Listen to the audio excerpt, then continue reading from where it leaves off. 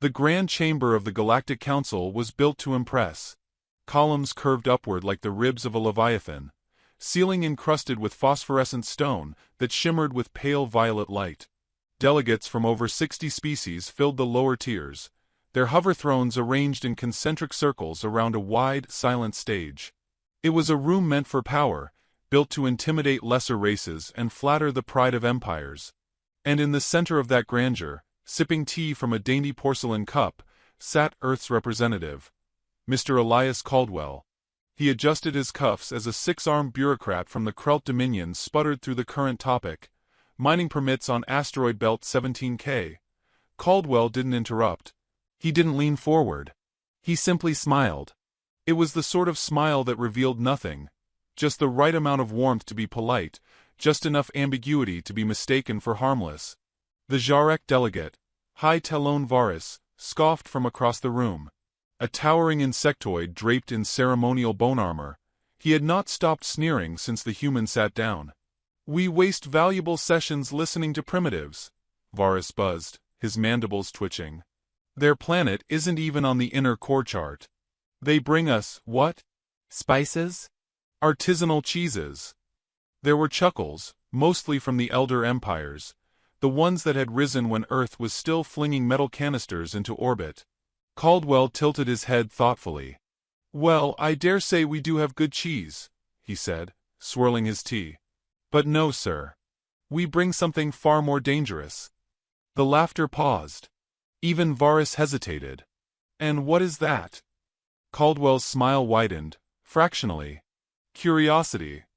The word hung in the air like smoke, harmless on the surface, but laced with a hint of gasoline. The moderator, a gelatinous mediator species with a reputation for neutrality, coughed nervously and tapped its staff. "Let us proceed to the next matter." But the room had shifted. Slightly. Unspoken tension rippled between seats, a few glances exchanged between more cautious delegations. Because they knew what the human meant, even if they didn't want to admit it. After all, Earth had spread fast. Too fast. A species that took less than a century to go from digital memes to FTL drives? That didn't just suggest ambition, it suggested madness. Caldwell finished his tea and rose, offering a bow with just the right amount of ceremony to imply respect, and just the right amount of irreverence to insult anyone sensitive enough to catch it. "I look forward to tomorrow's talks," he said, placing the empty cup down on a nearby tray that didn't exist 30 seconds ago. "Assuming we're still talking." He exited to silence. It wasn't fear, not yet. But it was the beginning of something like it. The transport ship Silver Accord cruised above the Neuroth sector's third moon, polished hull gleaming under the twin suns. Aboard, Caldwell stood in the observation chamber, hands clasped behind his back, admiring the planetary curvature below. He wore the same expression one might reserve for admiring a Monet in a museum. His assistant, a young woman named Lyra Tan, stepped in quietly. "Transmission confirmed. Jarek Planetary Council approved the audience. They're expecting you at noon." Caldwell didn't turn. "And our side?" "General Wren has acknowledged. Code protocols stand by. Passive systems are watching." He nodded. "Then all is well." She hesitated. "Sir, are you sure you want to go alone?" He did turn this time, but gently. "My dear Miss Tan, there are two kinds of war. The loud, and the quiet.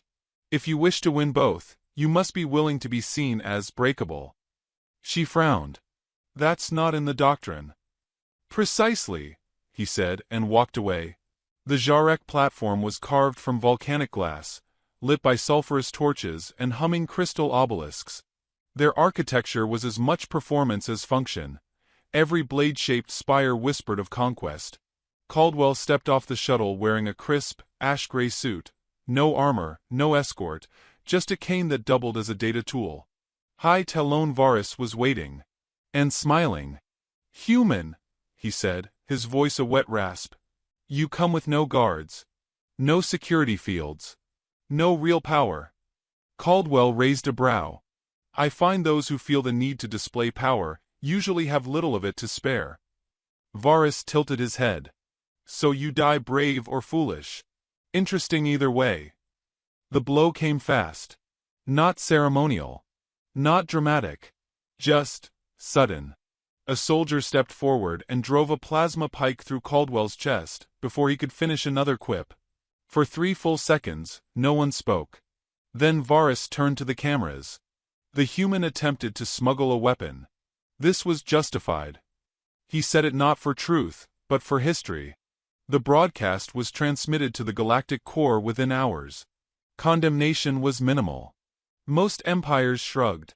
One less diplomat from a species that hadn't earned its seat yet. But Earth did not reply. No protests. No threats. Just quiet.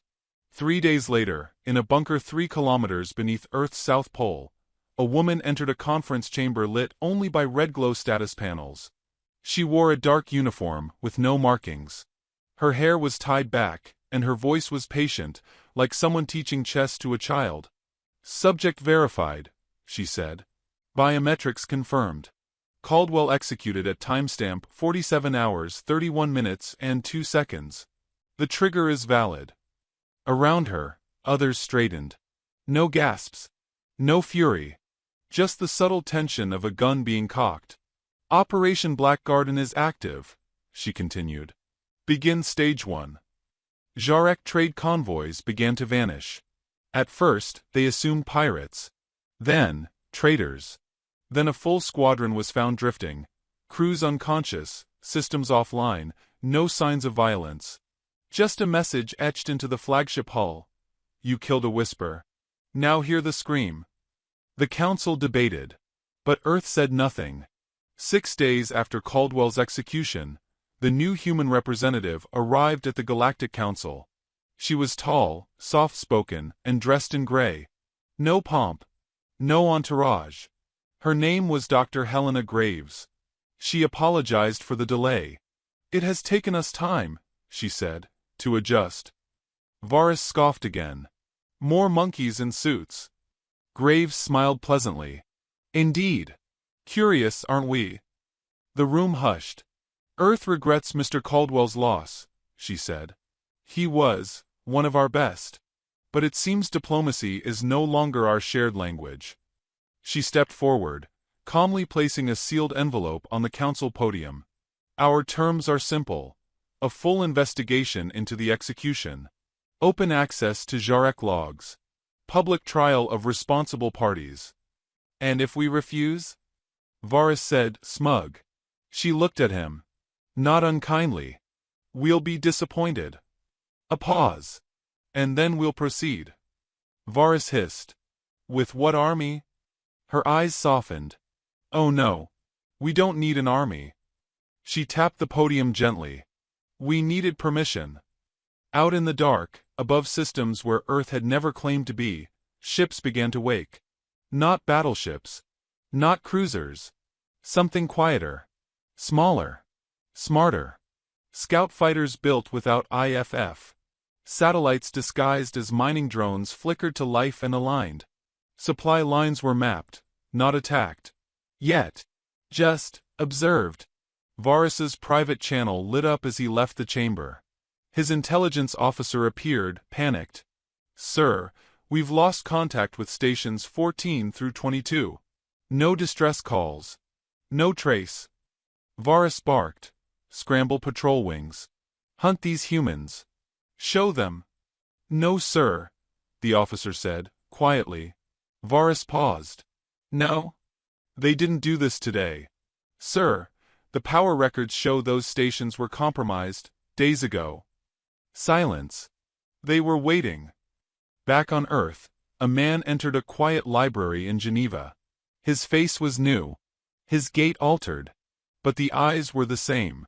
He sat down with a book, The Art of War, annotated in over 30 languages. A child passed him, glancing at the book. The man smiled, thin and sharp. Because a smile, after all, is just teeth. And Caldwell was never really gone. The Galactic Council chamber was colder now. Not in temperature, but in tone. Where once pomp and ceremony overflowed with the false warmth of civil diplomacy, now every delegate leaned forward just a bit too far, too tense, too aware. The humans weren't shouting. They weren't threatening. They were doing something worse. They were waiting. Dr. Helena Graves stood at the center of it all, composed as a cathedral. She wore charcoal gray again, tasteful, quiet, a color that didn't ask for attention but demanded it by its stillness. No ornament, no military insignia. Just a single silver brooch at her collar in the shape of a rose, half-bloomed. "I will be brief," she said, her voice echoing like polished steel against glass. "Our late envoy, Elias Caldwell, was executed without trial, without defense, and, by your own laws, without cause." She held up a crystalline data shard. "We have evidence. Transcripts. Footage. Sensor logs. Jarek internal communications. A war crime, broadcast as spectacle." Varus shifted in his hover throne, wings clicking with irritation. "The Jarek hold no trial for spies." "Then perhaps," Graves replied gently, "you shouldn't host diplomats at gallows." A flicker of restrained laughter rippled across a few rows of the chamber, not from allies, but from the old neutral empires, the ones who had seen enough wars to recognize the sound of a blade being sharpened. Varus leaned forward. "You ask for recompense?" Graves smiled. "No. We offered that. You declined." She placed the crystal on the council dais and stepped back. "We are not here to plead," she continued, "nor to trade threats. Earth has made its final request." "And if the council votes against your demands?" asked the Silurian Archon, voice smooth and serpentine. "Then Earth will express its disappointment," Graves replied. The silence was painful. Even the gelatinous moderator hesitated. Then, she bowed. "Precisely. Perfectly. And Earth's disappointment," she added, rising, "tends to be productive." Outside the chamber, in the long corridor known as the Arch of Voices, Graves walked alone. She carried no datapad. Her mind, after all, was its own war room. A voice broke her thoughts. "Dr. Graves." She stopped. The speaker was Ambassador Trin of the Ishii, an avian race whose people once ruled half the Perseid arm before internal logic caused them to argue themselves into philosophical extinction. He was a relic of an empire that had crumbled under the weight of its own cleverness. "Is it true," he asked, feathers bristling, "that you've activated your pre-war protocols?" Graves smiled softly. "I'm sure I wouldn't know. Earth is still, officially, a peaceful observer." Trin hesitated. "And unofficially?" She tilted her head. "Unofficially, we're extremely disappointed." Her voice was kind. Sympathetic, even. But Trin, for all his race's failings, knew a veiled blade when he saw it. "What is your endgame, human?" She tapped her chin, pretending to think. "Oh. Survival. Justice. And, if there's time left on the schedule, balance." Trin gave a low whistle of nervous respect. "Your people always played the long game. But this?" "We're not playing," she said. "We're remembering." In the spiral-armed black between sectors, ships moved. They weren't called warships. They were named like children's poems: The Distant Shore, First Winter, A Quiet House in Fog. They flew no colors, emitted no IFF, and did not speak. But they saw everything. Supply lines thinned. Repair stations shuttered for inspection. Orbital elevators failed in the middle of diplomatic cargo transfers. No deaths. No damage. Just disruption. A whisper campaign followed. Was it pirates? Rebels? A black market smuggler ring? The only clue, if one could call it that, was a repeated phrase on recovered hull fragments, etched into bulkheads, hidden in engine logs. "We asked for nothing but peace." On Cauldron 3, an opulent planet of silver towers and coral-lit skyways, the Jarek ambassador's estate exploded. Not with a bang, but with silence. Every screen, every door, every security field simply shut off. When the security teams arrived, they found a curious scene. The ambassador, bound to a chair. Alive. Unharmed. And every digital file in the estate erased. On the floor was a message written in powdered stim coffee. "How polite do you want us to be?"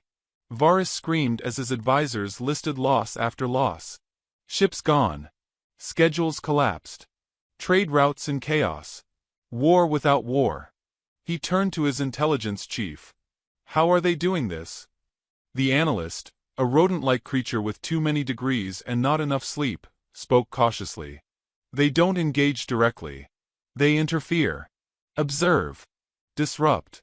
No violence, just erasure. Varus seethed. That's not war. That's cowardice. Actually, sir, the analyst swallowed. It's strategic dominance. Varus bared his mandibles. Fine. Then let us show them how real power feels. The Jarek launched a full planetary assault on an outer colony they believed to be human-aligned. They descended in carriers and gunships, weapons drawn, assuming they'd catch terrified settlers and send a message. What they found was nothing. No cities. No people. Just empty fields and quietly humming soil processors. And every single processor was transmitting a signal. A single human voice, pre-recorded. Hello, the voice said. Calm. Cheerful. Polite. We regret your aggression. This was a farming world. You've disrupted our carrot harvest. A pause. No carrots means no stews. A longer pause. We liked stews. And then, just before the signal ended. We have very long memories. And very short recipes. The final message burned into the sky above the retreating Jarek ships. Bring spoons to a gunfight, and we'll still win. Back on Earth within a forest of ice beneath the sea, Caldwell sat before a round table surrounded by generals, scientists, and something that might have once been a diplomat. He wore no uniform. He didn't need to. The Jarek will escalate, he said, sipping soup from a steaming bowl. Their pride outweighs their sense. A younger officer leaned forward. Should we meet force with force? Caldwell shook his head. No. That's their game. Let them scream. Let them throw blades. He gestured to a wall where cascading holograms showed fleet positions, economic flux, political unrest. We dismantle their reality. Quietly. Precisely. A long silence. Then the officer asked, and when they finally see us as a threat? Caldwell placed his spoon down. Then we teach them how threats say hello. 3 days later, a Jarek patrol ship went off course near the Helix Rift. Inside, the crew found themselves boarded not by soldiers, but by 3 humans in mining uniforms. They didn't shoot. Didn't even speak. They walked through the ship, scanning systems, disabling power relays, and left. On the bridge's main screen, they left one line. We came bearing flowers. You sent knives. Now we return with gardening tools. The Galactic Council called an emergency session. It was rare. More than rare. Unheard of. Even the ghost empires sent representatives. Dr. Graves stood once more at the center of the spiral floor. We warned you, she said simply. We begged. We explained. We used every word in your languages. We used smiles. Politeness. Patience. She turned slowly, facing each tier. And you murdered our envoy. The moderator, nervous beyond containment, croaked out. Then what is it Earth demands now? She looked up. And smiled. But this time it wasn't gentle. Nothing. Confused murmurs echoed. We demanded something once. You declined. This is what comes after. Varus stood, trembling. You would threaten the entire council? Graves met his gaze. We would remind the council that the only thing scarier than a human with a weapon is a human who waited too long to use one. In the Jarek throne world's capital, the skyline flickered. Holograms replaced every advertisement. Streets shut down. Civilians looked skyward. One image appeared. Elias Caldwell. Alive. Smiling. Hello again, his voice said. Surprised? His face flickered. I've been watching. Another flicker. Listening. He raised a glass. To the Galactic Empire. May it rest in pieces. And then everything went black. The planetary grid collapsed. Graves walked alone down the corridor again. The arch of voices was quiet this time. Ambassador Trin approached cautiously. "I assume," he said, "we've passed the point of negotiations." Graves smiled, tired now. Almost sad. "We tried diplomacy. They gave us death." Trin sighed. "What will you give us?" She looked up, eyes soft as frost. "A choice." The thing about humans, Karash reflected, was that they always smiled before the blade came. He'd studied their history obsessively over the last 3 cycles, ever since the Jarek Empire executed the man they thought was just a talking monkey in a suit. Since then, things had unraveled with terrifying elegance. Trade collapsed. Fleet patterns scrambled. Intel webs short-circuited. Not because of an army, but because Earth had apparently written the script for the war years before it began. And he, once the Jarek's most decorated tactician, had missed it all. Karash watched another replay of the intercepted human broadcast, one that had hijacked their capital city's comm network with the calm, cultured face of Elias Caldwell. Alive. Smiling. A diplomatic corpse returned from the void. "This is not a declaration," Caldwell had said in that honey-dipped tone. "Declarations are formal. This is a reaction. And reactions are personal." The screen froze on Caldwell's expression. Teeth. Not fury. Not rage. Teeth. Karash shuddered. It was time, he thought, to stop underestimating the grinning predators. Across the stars, Earth was done whispering. Ships with names like Considerate Silence and the weather today is fire entered warp lanes. Their exteriors were non-reflective, their heat signatures ghosted by layered field shielding. They did not respond to hails. They did not ask for clearance. They arrived at critical junction points in Jarek territory, and began folding spacetime in ways that gravity well regulators weren't built to handle. Stargates collapsed into themselves. Fuel reserves were rerouted, then detonated remotely. Supply depots rewrote their own AI priorities and jettisoned their cargo into dead space. Nothing was targeted directly. Everything just stopped working. And the galaxy finally realized. Humanity hadn't come to fight them head-on. They'd come to erase their war from the board. Graves received the casualty report over dinner. No humans lost. No combat reported.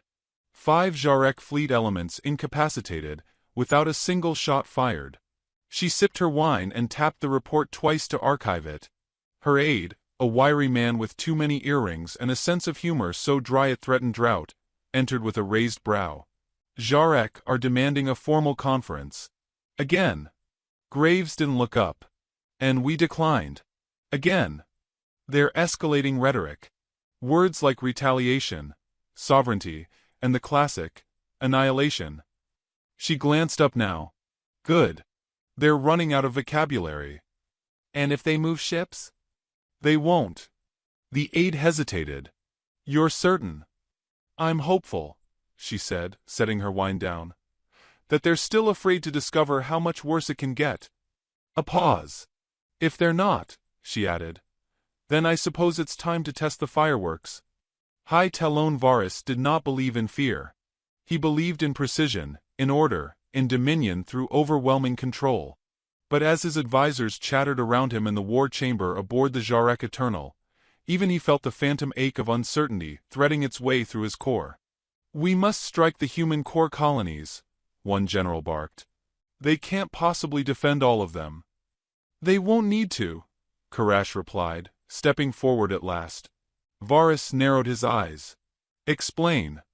Karash pulled up a galactic overlay. Systems began to vanish, blinking out in real time. Not destroyed. Not attacked. Just silenced. "This isn't conquest," Karash said. "It's strategy on a scale we've never even practiced against. They're not killing us. They're removing us." Varus slammed a clawed fist onto the table. "Then we force their hand." "No," Karash growled. "We already did. And it's still clenched."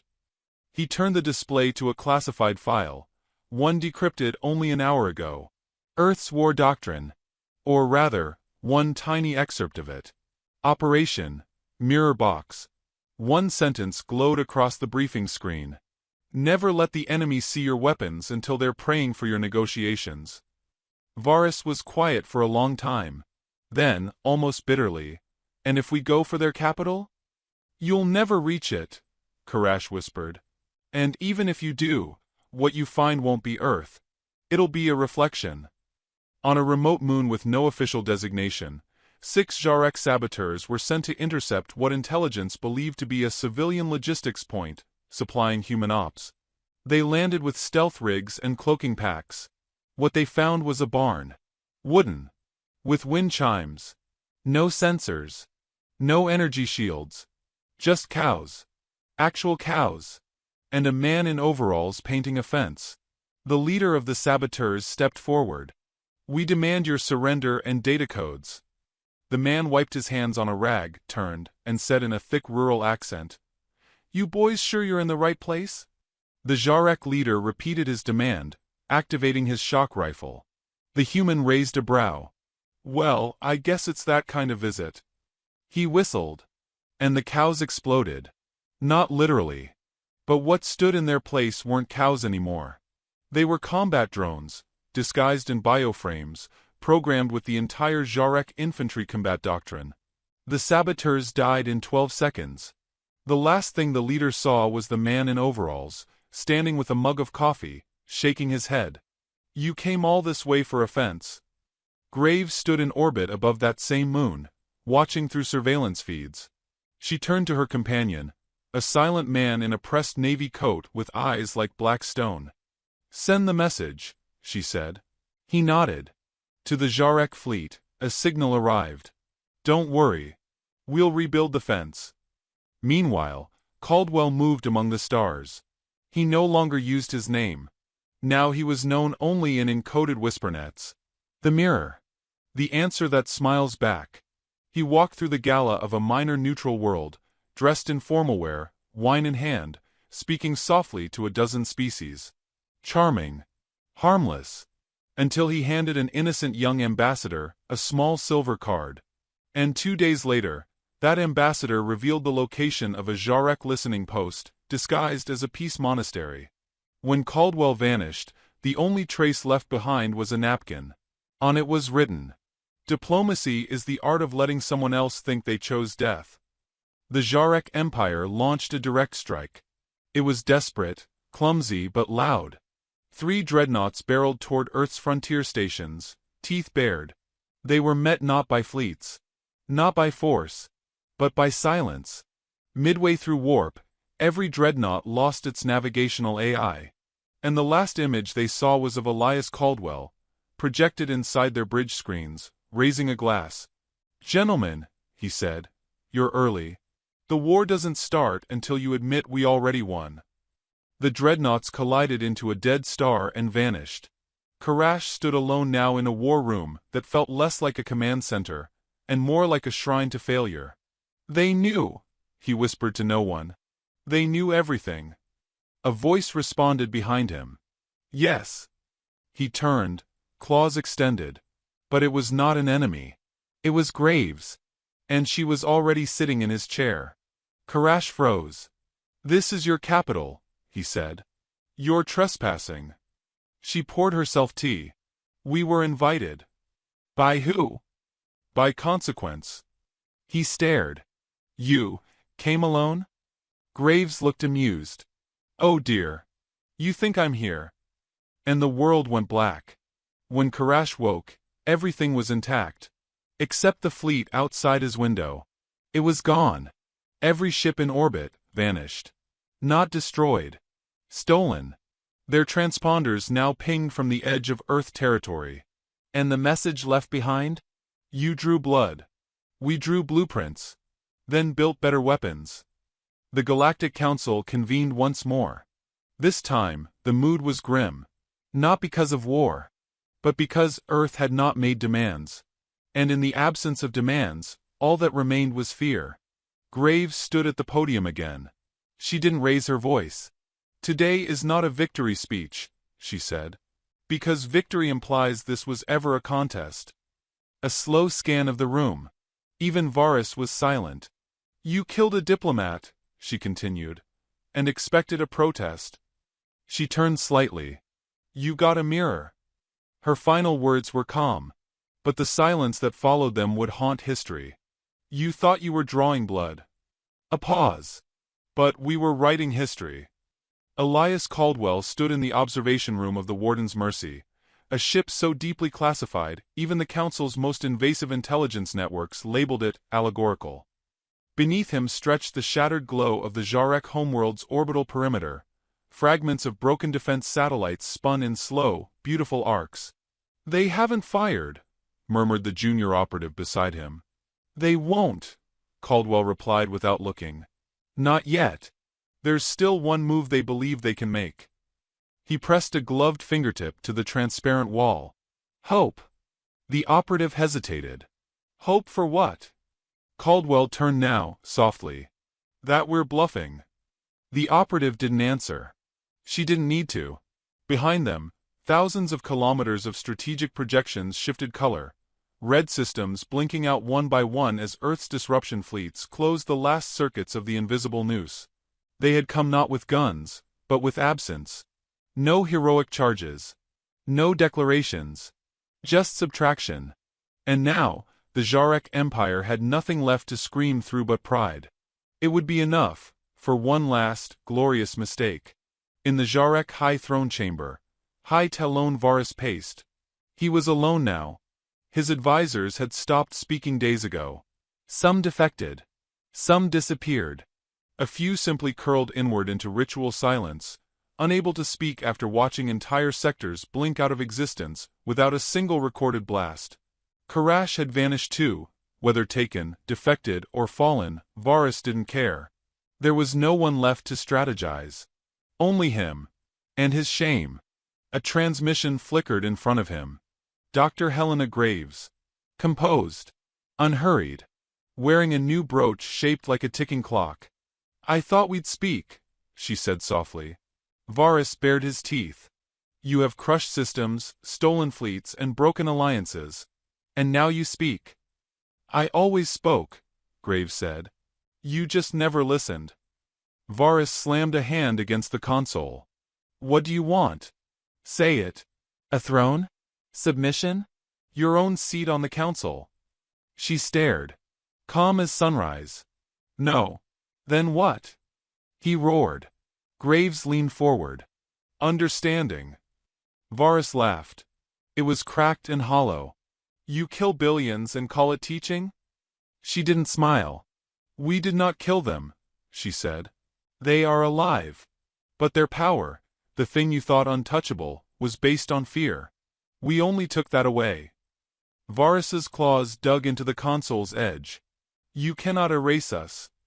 No, she said. You will erase yourselves, trying to make us play by your rules. Then the screen cut. And Varus, shaking, gave the final order. Initiate Protocol Throatblade. The last of the Jarek dreadnoughts launched from the fractured orbital shipyards, 12 deep-core ships with ancient wrath in their engines. Each one programmed to jump directly to Earth's moon. A final, devastating gambit. If they could not win, they would remind humanity what loss tasted like. What they did not realize was that Earth was already waiting, on the other side of the jump. As the first dreadnought exited warp, it found itself surrounded, not by ships, but by emptiness. All navigation data blanked. All systems jammed. And in that black void, on every screen aboard every ship, a single line appeared. You arrived early. The war already ended. The screens flickered once more. Elias Caldwell appeared, older now, the gray in his beard forming deliberate streaks. His voice was measured, professional. Your ships will not be destroyed. Your crew will not be harmed. He stepped back to reveal something behind him. A galaxy-spanning record of every sabotage, every data theft, every contingency Earth had predicted and pre-written before a single shot was fired. He gestured to it. We beat you, he said. Not with guns. But with history. You wrote your own downfall long before we added a footnote. Then the transmissions ended. The dreadnoughts powered down, systems quietly overridden. And one by one they were towed, by automated tugs, reprogrammed from within, to Earth's outer belt. There, they were refitted. Not for war, but as memorial museums. Inside the council, silence reigned. The galactic chair, once an untouchable symbol of order, was empty. Ambassador after ambassador refused to sit in it. Not out of protest, but out of recognition. The council had no authority left. Because when Earth was underestimated, when they were mocked as infants with microphones, they had watched, learned, documented. And when the killing of Elias Caldwell, a diplomat by name, a tactician by birth, was streamed across galaxies, Earth had simply adjusted the timetable. The war had never been about dominance. It was about introducing themselves properly. Now, no one mistook the human smile for submission again. Helena Graves walked the spiral corridors of the ruined council tower alone. Not as a threat. Not as a conqueror. But as an echo. On the walls were holographic projections, news feeds, testimonials, intercepted messages from once proud empires now too stunned to rise. They displayed fear, yes, but also something more dangerous. Curiosity. Because now, the question wasn't how the humans had done it. It was what else they had planned. Graves stood before the Grand Council's shattered dais. She placed a data crystal on the edge, no fanfare, no speech. And then she whispered, "We told you we liked peace." In a mountainside facility on Earth, covered in snow and wild silence, Caldwell sat at a table with a young cadet across from him. She was trembling. He poured her tea. "Tell me what you learned," he said gently. She hesitated. "We don't start wars." "Go on." She swallowed. "We prepare them." He nodded once. "And then?" "We wait." He smiled. Not cruel. Not triumphant. Proud. "Exactly." He leaned back in the chair, the old wood creaking slightly. "You know why we don't scream when attacked?" he asked. She shook her head. "Because screaming tells them they hurt you." He raised the cup. "We smile. Then we bury them in the silence." Karash opened his eyes in a small, windowless cell on a neutral station drifting between systems. He had not been captured. He had requested asylum. No one knew why. No one asked. All that mattered was that he was the first High Jarek to say one word into a recorder. Surrender. When asked what changed his mind, he gave no answer. Just an old napkin. It read, "Politeness is tactical." Helena Graves stood at the edge of a crowd on Dorinth 9, a planet that had never known war. Children ran between her legs, chasing after floating drones, while vendors called out prices in 6 languages. Music filled the air. Beside her, the Silurian Archon, once skeptical, now silent, watched the same scene unfold. "You could have burned the galaxy," he said quietly. "We could have," Graves replied. "Why didn't you?" She looked out over the peaceful square. "Because we remember what it means to rebuild." She sipped from her cup, then added softly, "And because we have better things to do." A beat. "But don't mistake that for mercy." The Archon gave a dry, thin smile. "No. I think we finally understand." On the farthest edge of explored space, Earth's black archive ships moved slowly. No fanfare. No weapons drawn. Just clean up. Galactic files. Political records. The memories of a war fought with silence and precision. One archivist, cataloging intercepted Jarek communications, paused at a single audio snippet. It was Elias Caldwell's voice, from before his death. He said, "If they ever kill me, don't retaliate." A pause. "Make them regret it." Another pause. And then, rebuild. Not for revenge. For rhythm. The archivist tilted his head. What rhythm? But the message ended. And in deep space, where stars listen but never speak, Earth continued to build. Not for conquest, but for the next misunderstanding. In a quiet field on Earth, surrounded by forget-me-nots and gray stones, a plaque stood alone. It read, "Here lies the smile they mistook for surrender." Beneath it, a single line etched in weatherproof steel. "We asked politely. That was your last warning."